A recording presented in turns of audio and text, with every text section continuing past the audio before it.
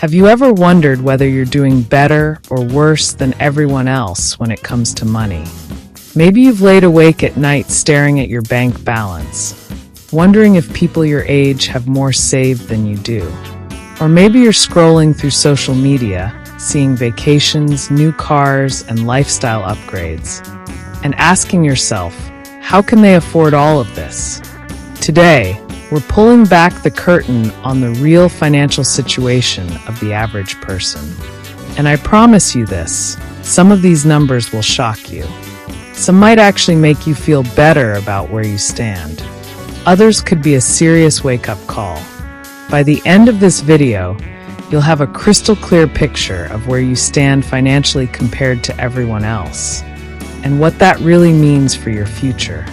If you're serious about understanding money, improving your personal finances, and building real wealth, make sure to subscribe and hit the like button if this helps you. Before we dive into the numbers, let me ask you something. When you picture the average person's financial situation, what comes to mind? Someone steadily building wealth and preparing for retirement? Or someone living paycheck to paycheck, hoping everything works out? The truth is, most of us have no idea what normal actually looks like when it comes to money. What we see around us or on social media often paints a very misleading picture. And understanding these numbers isn't just about curiosity. It's about making better decisions with your own money. Think about it like this. If you wanted to get in shape, wouldn't you want to know what the average person weighs or how often they exercise? If you wanted better grades, wouldn't you want to know how you compare to other students? Money works the same way. When you know where you stand, you can make smarter choices about spending, saving, and investing. So let's start with income. According to the Bureau of Labor Statistics, the median full-time worker earns just over $1,000 per week, or roughly $52,000 per year before taxes. That's individual income, not household. And median means half of workers earn more than that and half earn less. If you're making about $26 an hour, you're right in the middle. But here's the catch. That's before taxes. Once federal taxes, state taxes, Social Security, and Medicare take their share, many people are left with $35,000 to $40,000 take-home pay. Suddenly, that number doesn't feel so big. But income is only one piece of the puzzle. What really matters is what people do with their money after they earn it. And this is where things start to get concerning. Let's talk about retirement savings. According to the Federal Reserve, the median retirement savings for Americans is about $65,000. And that includes people of all ages who even have retirement accounts. Here's the scary part. About 25% of Americans have no retirement savings at all. Zero. That means 1 out of every 4 people you meet is planning to rely entirely on Social Security, assuming it's still around. And when you break it down by age, the numbers don't get much better. People under 25, less than $2,000 saved. Ages 25 to 34, around $14,000.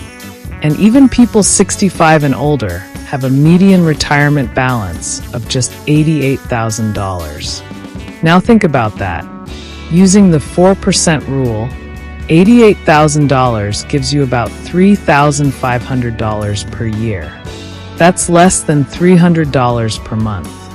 Ask yourself honestly, could you live on $300 a month in retirement?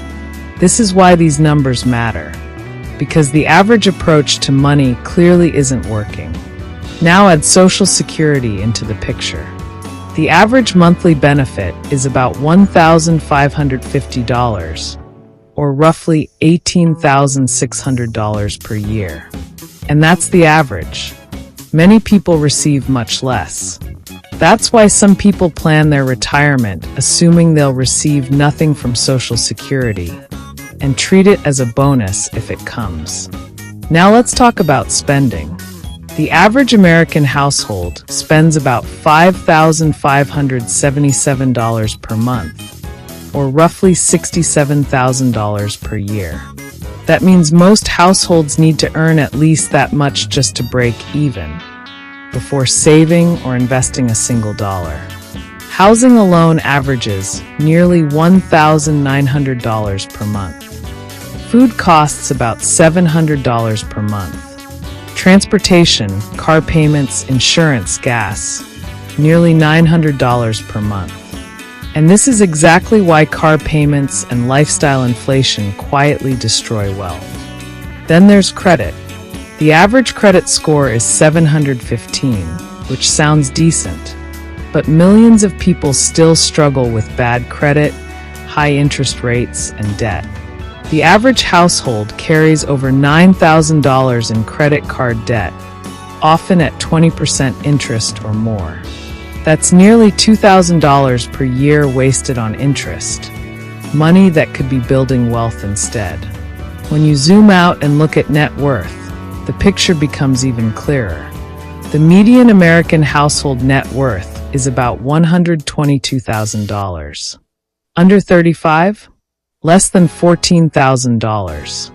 Ages 35 to 44? Around $91,000. These numbers aren't impossible to beat.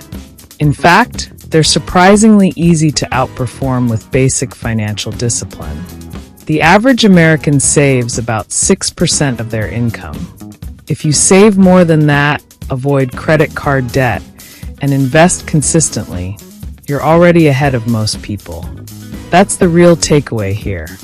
Once you understand what average looks like, it becomes obvious how to do better than average. You don't need a six-figure salary. You don't need to be a stock market genius. You just need to be more intentional with your money. Spend a little less. Save a little more. Invest consistently. Over time, that gap compounds into massive financial freedom. These statistics don't define your future, but they should motivate you to change it. Because you deserve more than retiring with $88,000 and hoping everything works out. The choice is yours.